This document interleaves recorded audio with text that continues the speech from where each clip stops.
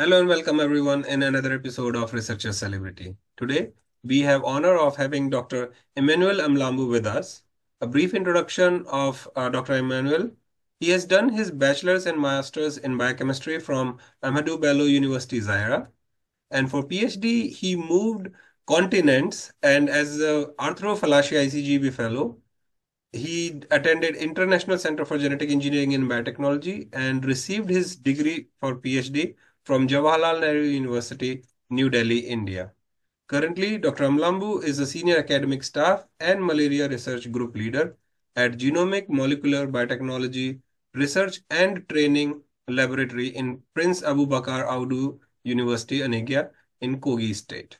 With this brief introduction, I would like to welcome Dr. Amlambu by saying thank you so much for taking time out of your busy schedule. So we always start our conversations that how and when you decided that you want to become a researcher. Okay, so first thing is that I had always wanted to become a medical doctor. Mm-hmm. And along the lines, I tried several times to become an MBBS student, but the Nigerian admission system did not allow that. Mm-hmm. Fortunately, I found myself at the Department of Biochemistry, and as hope we have it, I met a professor of biochemistry who mentored me on the importance of studying biochemistry. Mm-hmm. And my first contact with him as a professor in biochemistry was to work on African trypanosomes.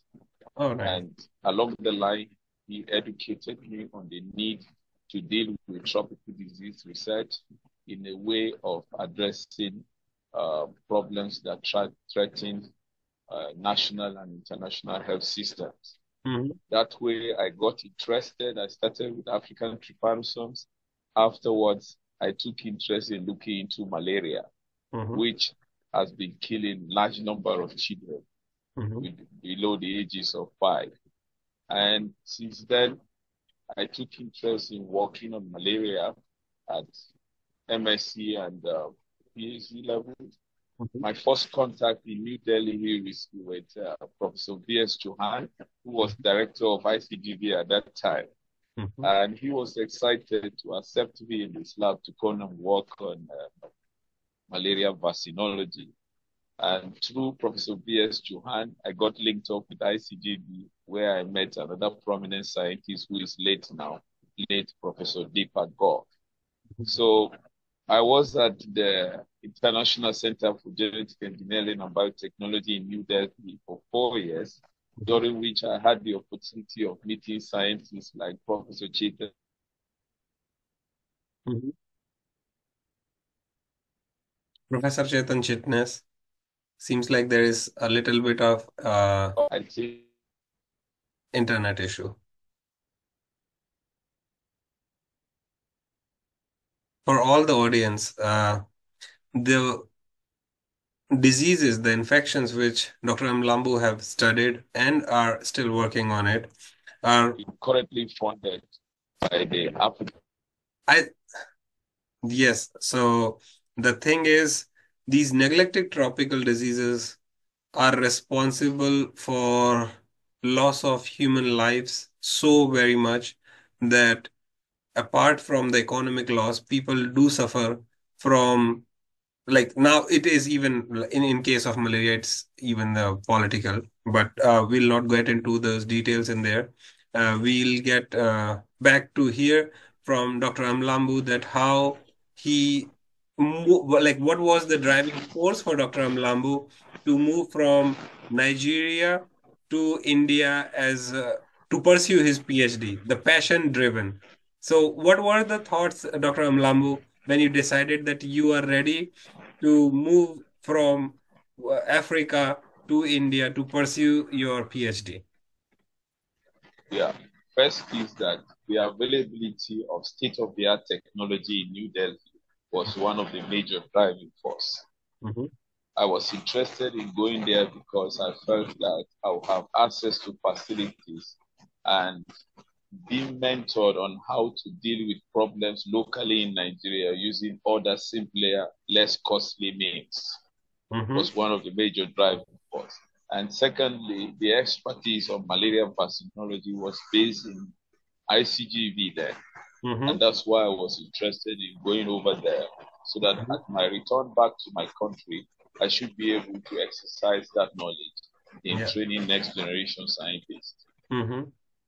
That is very valid point to start with, but we will start with the first thing that whenever a researcher for their PhD, when they move continents, there are so many things like which they feel the difference. Either it is the cultural shock or the language, but science remains always the same all around the continent. It's just about Right. sometimes the logistics which changes. So, what was your first experience when you landed in India? My first experience in India was actually a serious one because most of the conversation among colleagues was in Hindi language, Mm-hmm. right? And I don't really understand the Hindi language, and it took me some time to understand the cultures, Mm-hmm. especially when they knock the head. I don't know exactly where you are saying yes or where you are saying no.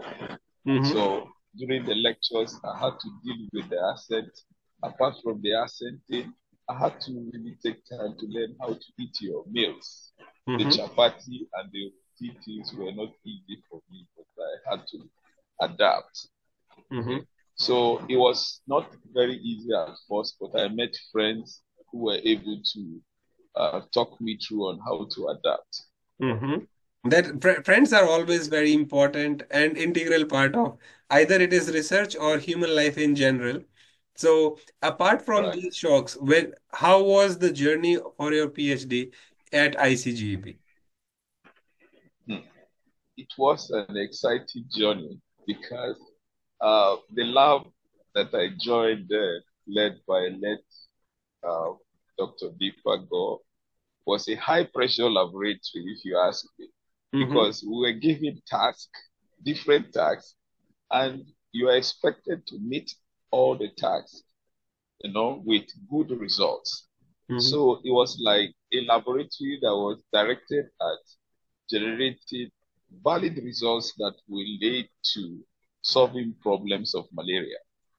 And during the lab meetings, you cannot afford to appear in the lab meeting without a good results to share that day. So, and the funniest part of it is that outside the lab, we had enough time to enjoy ourselves, exchange pleasantries, and maybe discuss a little bit about our science, but it was just an exciting moment. So, this brings us to two critical points of any researcher's life. We'll start with the work-life balance and then we'll go to the next of high pressure labs. So, how you Right. manage the work-life balance? Hmm. For me, the work-life balance wasn't very easy to manage. First, because I came to New Delhi with my family, Mm-hmm. right? So I had to spend much of my time working late nights because I had to do the school and all that, the school runs. Yeah. So what I eventually did was, since during the day I had to share my time taking care of my kid, and my wife was with me, who was actually new but doing research at Jamia Hamdard University on Mm-hmm. the Leishmania Donovani. I tasked myself with the responsibility of taking night passes severally Mm-hmm. to really catch up with my research objective, because as a faculty, I was expected to conclude my PhD in 4 years and return to my university job. Mm-hmm. Getting a PhD in New Delhi in 4 years with an ambition of getting a paper in a high impact journal wasn't an easy thing. Yeah. So fortunately, my then mentor, late Professor Deepak Gore, was giving me the night passes, and I was able to spend the night doing my work so that during the day I take care of my kid and be able to still get a good PhD and a good paper in a high impact journal. So this was realistic again because the lab has this good team spirit. So there were colleagues in the lab that we could work together to address research objectives. And within the time frame of 4 years, I could finish the PhD and get back to my country. Nice, very. And as you mentioned about the team spirit, that is one of the things which is very important for any research group. That if you have the Right, team spirit in there, then achieving the common goals for research questions is way easier than just by doing by the person. Even if, in fact, this is something which I say quite often, that if you are doing research, even like by yourself in a room, that is also a teamwork in a way, because somebody has done the fundamental foundational work which you are now implementing exactly. in other ways. So even if you are just alone by Right, yourself doing the experiments, it will still be part of it, because then now people are going to uh, cite your work and then use the methodology you have developed. So it is in a bigger way, it is always a team picture. How about the high right. pressure? You did mention about that. And what were the experiences, struggles in performing that high pressure lab? Because you had this time limit for your PhD. The duration was 4 years. We have seen in India, like Right, sometimes it spill over up to 6 years, but you successfully right. defended it in 4 years. So what you can share Yeah, with the audience that how they can manage it better? yeah. So I think one thing that helped me in the lab was to get rid of my habit of being too emotional. Okay. I had to learn how to get rid of my habit of being too emotional. And secondly, I came to that realization that uh, the kind of data I needed at that time to get the paper published into the proceedings of the National Academy of Sciences, USA, is not um, something that you want to rush into doing. Mhm. So, like I mentioned, with the help of good team spirit, we could address different aspects of the project and be able to address key research questions. But at the same time, one thing that helped me with this is my perseverance in the place of trying. You try the first time the experiment fails, you have to keep trying, and you don't want to find yourself in a situation where all this data that is being extracted. So we spend quality time testing the reproducibility of our results so that in the end, data is found consistent and we are able to publish the data with some level of confidence. So back in ICTB, we had facilities for uh, addressing a particular research question in diverse ways. And with the help of other colleagues in the lab with the relevant expertise, we could harmonize our results and come to a conclusion that this particular research question, we have indeed addressed the question with our data. Nice. So I would like to Yeah. know your thoughts about a specific question, that how do you handle your failure in academic or research? Because now you have Right. spent so many time, like a long time, from being a PhD student now to helping students to get their PhD. How you Right. So that's right. So one thing I've never failed to make very clear in any public conversation is that it's not all the time that the results from the lab must come positive. Mm-hmm.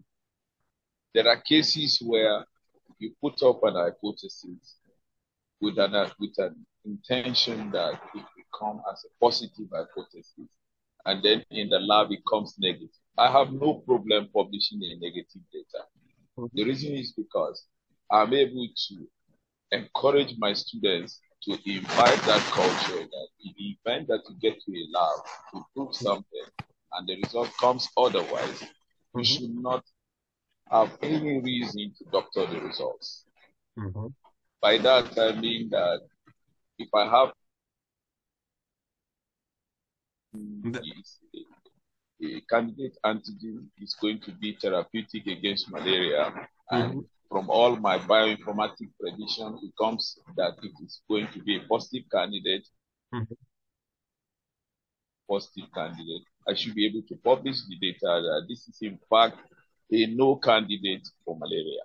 That is, So I have educated my mentees to come to that realization that sincerity in the place of research is our ultimate goal.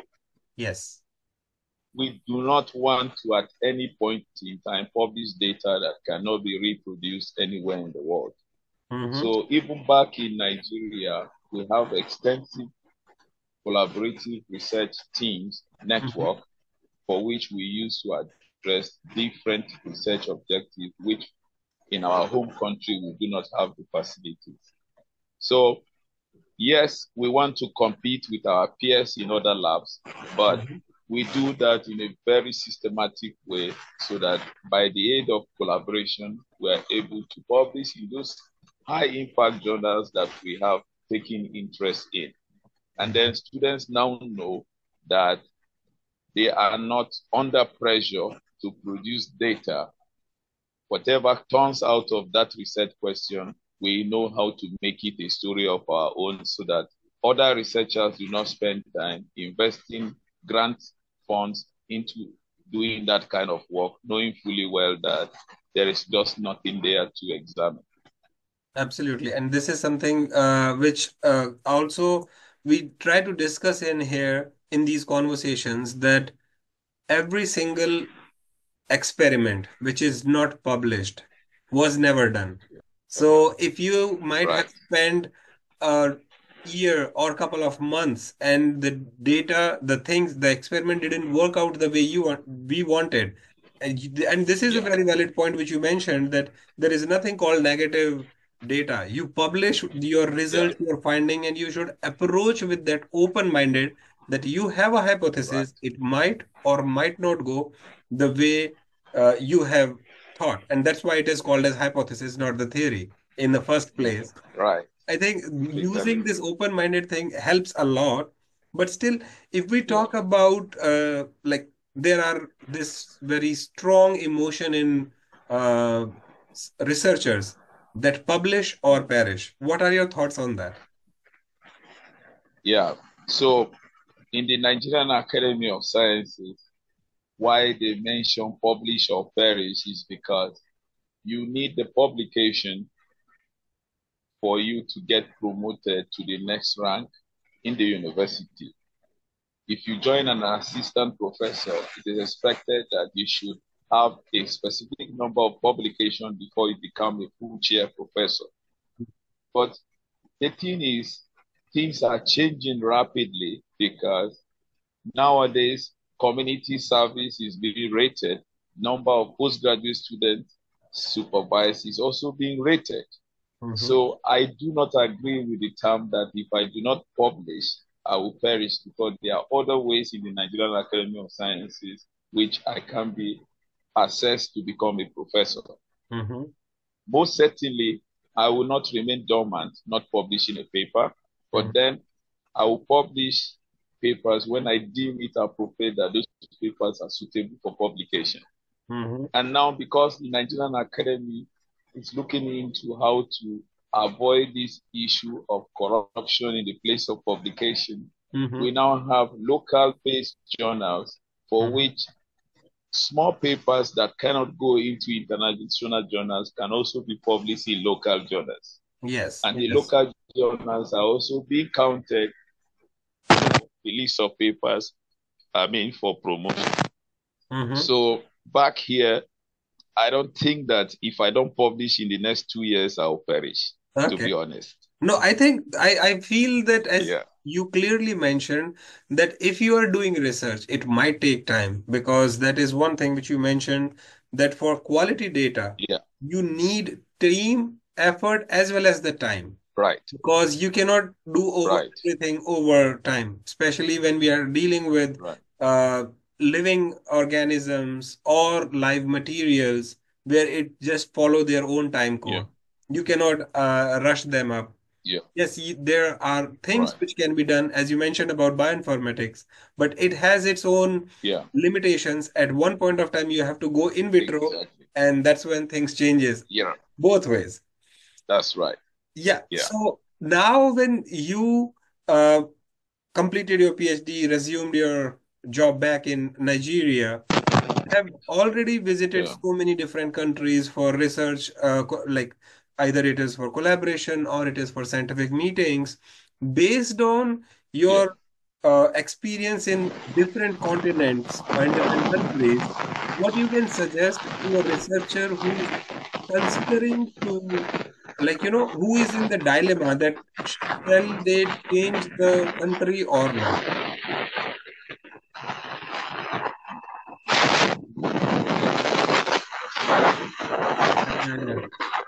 I think there is some traffic from your the noise.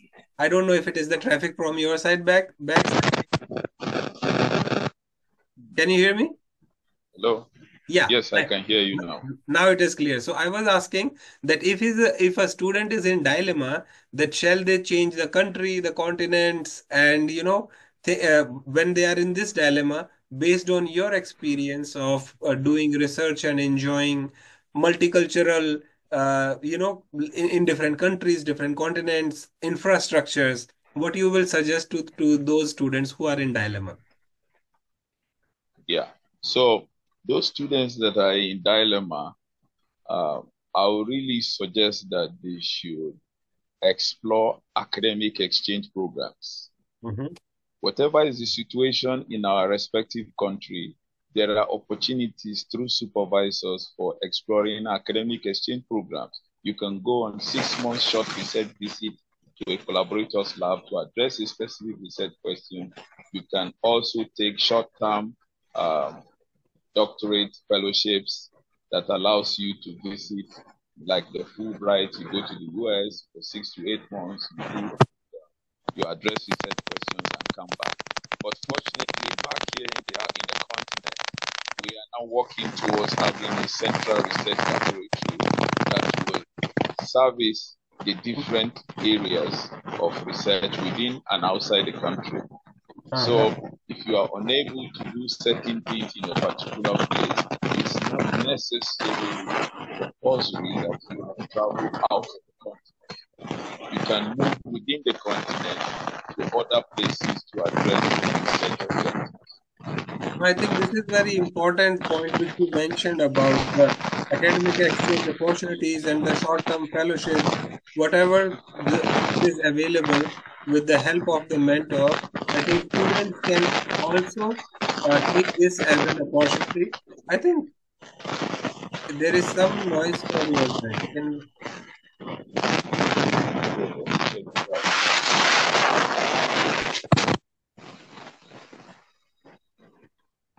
Yeah, better now. So I was saying that these short-term fellowships and academic exchange opportunities should be explored by students who are considering their next move to next country so that they can have an idea. Hello. Yeah, I think there is something with the mouthpiece with this wire. I think the speaker. Can you hear me now? Can you hear me? I can hear you. It is just like there is a lot of noise. All right, I can hear you clearly. Yeah, now it is stable. Thank you so much. So, Good. yeah, Yeah. so these were the things which I was also mentioning, that how the students can get benefited from these. It is good for their research because now they are learning how to do research in collaborative environment, not only in the country but even outside the country, and research different Right. research groups. This gives them the idea of the culture also, because if they are moving in their future moves, they are moving the continents. Now they have already experienced it, so they can reduce that shock. That is a very Yeah. important part. So one Right. thing which I also would like to ask, that now these days when we are talking especially in the developing countries, people are not paying enough attention about the mental health of a graduate student, of a PhD student. What are your thoughts and suggestions to the researchers? So my suggestion to researchers is that if you want students or postgraduate students, undergraduate students to be productive, you have to work hard on enforcing the establishment of a mentorship program. Mhm. We have well laid out mentorship program that ensures that we have faculties in diverse areas that counsel these students and ensures their mental well-being and preparedness for their future career endeavors. Mhm. So we have principal investigators or faculty members attached to students individually where they can discuss challenges or other personal matters, and we collect these reports and assess them to be able to know how well our students are doing with relation to their academic activities. So that is one thing that we spend time doing apart from researching all the time in the laboratory with equipment. Mhm. Yeah. So how about the keeping track of the progress? Because sometimes when a PhD student start their research, they think that Yeah. something can be done in the first year, but apparently it Right. takes more than 2 years. So Yeah. how you suggest that they should be more realistic while making those short-term goals? Yeah. So in the postgraduate programs we have here, we allow the students to take quality time to do research proposals. Mm-hmm. And for those of us faculty members that have had wealth of research experience, we know when you start proposing something that is outside the bandwidth of time for a particular program. Mm-hmm. So we mentor the student on kind of advise the student to avoid being too ambitious. We realize that students are looking for good publications to go Mm-hmm. to better environments, but we do not allow them to do unrealistic proposals. Mm-hmm. So we have time for departmental or faculty presentations where the candidate presents what he or she wants to do. And Mm-hmm. then those of us that have expertise in the area, we discuss how we can narrow down the research objective to suit the time frame for graduation. Mm-hmm. Apart from that, the student is also able to meet an internal mentor from within the faculty who also evaluates the proposal that is being given to the student. Mm-hmm. That way, we look at all of this, and before the day of the presentation, we have routine lab meetings where the candidate comes around to present what he or she intends to do. So with the postdoctoral fellows around, faculty members, we are able to fine-tune these proposals so that in the end, the student will not come out frustrated with the degree. Yes. So So we that's the uh, point. we Yeah, we touched on all the good parts of it. Now let's take some time to discuss that yeah, what we thought is almost ideal. You are giving counseling, with mentoring, advising yeah, students, navigating, keeping right, them as what we say as factual as not going too ambitious. But even when yeah, all of this thing is working, a student is struggling through the PhD, either it is field experiments or it is the disturbance of their mental peace or all the things which are taking a toll on a researcher. right. How they in your case, how you advise them to cope up with that. Um, if I have to advise the student to cope with this type of issue, I will particularly say that the student should learn to take things one at a time. Mm-hmm. If it's a domestic problem, it can be discussed, Mm-hmm. right? It can be discussed during the mentorship meetings. Mm-hmm. If it's research-based, it can be looked into. Because if a candidate, for instance, is having a problem with mental health because a planned experiment failed, in my own position as a faculty member, I can restructure that proposal and write a recommendation to the appropriate authorities why the title of this project needs to be changed, or the laid down objectives which have been approved have to be reorganized. Mm-hmm. You can actually be studying, carrying out a research, and a more enabled laboratory will publish the data on the same research objective. It's not the end of the world. So I Absolutely. think that the communication aspect Mm-hmm. between the student Mm-hmm. and the supervisor is key on how the candidate recovers from whatever frustration he or she is encountering. So I may not be able to speak for others on how they will handle this, but I solely believe that communication is key in addressing whatever it is that might be a problem that may be affecting the mental status of the candidate. I think this is brilliant in a way, the way you have navigated, either it is personal or professional. You use Right. the word like domestic or research. It should be discussed. And I think for a true mentor, I think that's how it should go. And another point which you brought is very important. Like in starting, you did mention that how you learned not to be too emotional when you like were in Yeah. India. And I feel like this is Yeah. the same thing when we talk about in these conversations that about the field experiments, or some researchers have mentioned this, that never marry a concept. Okay.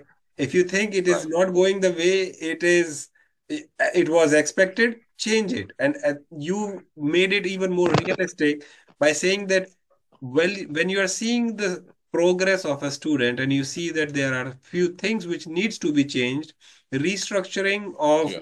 any PhD proposal should be done so that we can Yeah. like we to keep those researchers a motivated, be engaged, because what has been seen Yeah. in India, I can say, and even around the countries which I know aware of, we have seen the dropouts of PhD are increasing these days. And in very sad cases, students commit Mm. suicide. So, one of the efforts of researcher celebrity conversation is to tell all the researchers who are going through their tough time that we are there to support you. You Yeah. have done a lot of research, either as a PhD student or as a faculty. You have what all it takes. It is just sometimes you need someone to talk to. And Right. as a mentor-mentee program, we also offer this our researcher celebrities to be mentor. And if anywhere in the world somebody seeks their help, we are there to give them this help. Either it is conceptual or it is research based or whatever they are looking for the resources. Sometimes we help them with the resources also. Dr. Amlambu, I want to know now the thing which kept you going. Yeah, the thing which kept you going, and you think that this research is like you never get enough of research. You see, like when they say once a researcher, always a researcher, no matter where That's you are right. actively thinking of your research. What are your thoughts about that? Uh, for me, there's something that has kept me going. Mm-hmm. I have this unending drive to be better. Mm-hmm. I have this very strong unending drive to be better. Mm-hmm. So I may not be the very best of the scientists in the world. I may Mm-hmm. not be the worst of the scientists in the world, but every day I'm improving the way I approach things. Mm-hmm. So, I, and the thing is that I don't think that for me, failure simply means my first attempt in learning. Nice. Very all good. right? Yeah. My first attempt in learning. And so I believe that once I do an experiment today, it fails, it's a foundation for tomorrow's Nobel Prize, Oh, absolutely. right? That is So, the attitude. Yeah. yeah, so I keep, and I do not allow inferiority complex to eat me up. Yes. I don't allow inferiority complex to eat me up. I have a very strong unending drive to be better. And so I think I'm equally fit to compete for any kind of funding around the world. If I Hmm. get it, fine. If I don't get it, I keep trying. And since Absolutely. I left India, to be honest, I've been decorated with several awards. Hmm. And till today, I have current funding for which I am looking after postgraduate students. Hmm. And to be honest, if I had the chance again, as soon as it comes, I would also like to visit India because it was one of the places that contributed immensely in shaping my future career development. Absolutely. These collaborations Yeah, sometimes are like, especially the places where you have done your PhD, I always say that it yeah, feels like home always. Anytime you go there, right. it gives you that peace. That's right. Although everyone has Yeah, their share of trauma in their graduate life, but once you are exactly, done with that, then you start laughing on the same things which you have cried over at some point of time. exactly. That's But right. yes, keeping your head up and with the positive attitude, Dr. Amlambu has meant, like, I will say that this is recommended for all the researchers, irrespective of which career stage they are in now, because Yeah, stress is part of researcher's life. Either you are a grad student or an emeritus scientist, you still have to either submit a rebuttal for the manuscript or submitting exactly. new manuscript or fundings everywhere. This brings a thing which can be stress for some, cannot be stress for some, depending on how the comments are. But Yeah, this attitude that neither I am less nor I'm the best, I might not be the best, but I'm sure not the worst. And I'm open to yeah, learn and I'm improving every day. I think these are the things yeah, which keeps most of us going. And that is true, as right. Dr. Amlamu mentioned also. With this, I'll ask Dr. Amlambu last words of wisdom for our researchers, young generation researchers. Yeah. So my words of wisdom for next generation researchers or young researchers, as you put it, is that you should set your goals, go for it, and achieve it. Absolutely. Honesty is key in research, and the sky is the starting point, not the limit. Absolutely. Absolutely. I think that was Yeah, well structured. That just aim, achieve, and enjoy whatever you are doing. yeah, With this, we'll say right. thank you to Dr. Amlambu. And for the audience, I'll say if you want to write to Dr. Amlambu, you can write it to him directly. If you want Empowering Science Foundation to put you in touch with our researcher celebrities, we are always there, happy to help. The only thing which we ask is do whatever makes you happy. If research happens to be that thing, we are there to support you the ways you want. With this, we'll say thank you once again, Dr. M. Lambu, for motivating the next generation of researchers. Thank you. Okay, and All right. to the audience, I'll say that stay tuned for another episode of Researchers Celebrity. Till then, thank you. Yeah, Bye. thank you.